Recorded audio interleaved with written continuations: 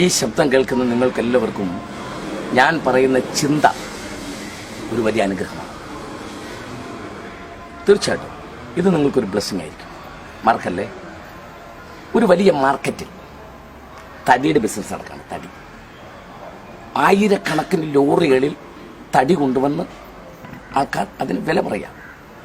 അപ്പോൾ ഒരു വയസ്സനായ മനുഷ്യൻ ഈ കച്ചവടങ്ങൾ മുഴുവൻ കണ്ടുകൊണ്ട് ഇങ്ങനെ കൈകെട്ടി ഇങ്ങനെ ഊറി ചിരിച്ച് നിൽക്കുക. അപ്പോൾ അടുത്ത് നിൽക്കുന്ന ആൾക്കാർ ചോദിച്ചു, സാറ് തടി വാങ്ങുന്നില്ലേ? ഉടനെ പറഞ്ഞു, ഞാൻ തടി വാങ്ങാം, പക്ഷേ എനിക്ക് ഇഷ്ടമുള്ള തടി വരട്ടെ. പക്ഷെ വരുന്ന ലോറിക്കാരോട് മുഴുവൻ ചോദിച്ചു, ഇത് എവിടുന്ന് വരുന്ന തടിയാ? അപ്പോൾ അവർ സ്ഥലം പറയും. അപ്പോൾ പറയും വേണ്ട. അടുത്ത ലോറിക്കാരോട് ചോദിച്ചു, ഇത് എവിടുന്ന് വരുന്ന തടിയാ? സ്ഥലം പറഞ്ഞു, വേണ്ട. ഒടുക്കം ചില ലോറികൾ വന്നപ്പോൾ ചോദിച്ചു, ഇത് എവിടുന്ന് വരുന്ന തടിയാ? അപ്പോൾ സ്ഥലം പറഞ്ഞു. ആ സ്ഥലം ഉയർന്ന പർവ്വതങ്ങൾ, ഉയർന്ന മലകൾ ഒക്കെ ഉൾപ്പെടുന്ന ഒരു സ്ഥലത്ത് നിന്ന് വന്ന തടിയാണ്. അദ്ദേഹം പറഞ്ഞു, ഈ ലോറിയിലെ തടി എനിക്ക് വേണം. എന്താ സാർ, ഇത് നല്ല തടിയാണോ കാതലുള്ളതാണോ എന്നൊക്കെ നോക്കിയിട്ട് വേണ്ട വാങ്ങാൻ എന്ന് അദ്ദേഹം മറുപടി പറഞ്ഞു, ഇത് വളർന്ന സ്ഥലം എനിക്കറിയാം, അത് ഉയർന്ന പർവ്വതങ്ങളാണ്. ആ ഉയർന്ന പർവ്വതത്തിൽ ഇത്രയും വലിപ്പം വരെ ആ തടി വളരണമെങ്കിൽ ശക്തമായ കാറ്റും വലിയ പ്രതികൂലവും സഹിച്ച് ഇത്രയും വലിപ്പം ആ തടിക്ക് വെക്കണമെങ്കിൽ വർഷങ്ങളെടുക്കും. അതുകൊണ്ട് എനിക്കറിയാം അതിനകത്ത് 99% കാതലായിരിക്കും.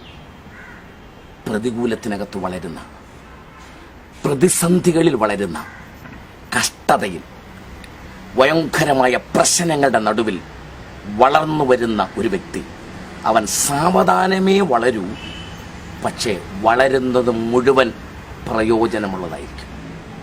സ്നേഹിത, കുഞ്ഞെ, നീ വളരുകയാണ്, ക്രിസ്തുവിൽ വളരുകയാണ്. താഴ്വരയിലെ ചതുപ്പ് നിലത്തിൽ വെള്ളത്തിനകത്ത് നല്ല മണ്ണിനകത്ത് പെട്ടെന്ന് വളർന്നിട്ട് പെട്ടെന്ന് തകർന്നു പോകരുത്. സാവധാനം വളരാം. ആഴത്തിലേക്ക് വേരുകൾ ഇറങ്ങട്ടെ. കാറ്റും പ്രതികൂലങ്ങളും വരുമ്പോൾ ആടി ഉലയുമ്പോഴും മറിഞ്ഞു വീഴാതെ ശാന്തമായി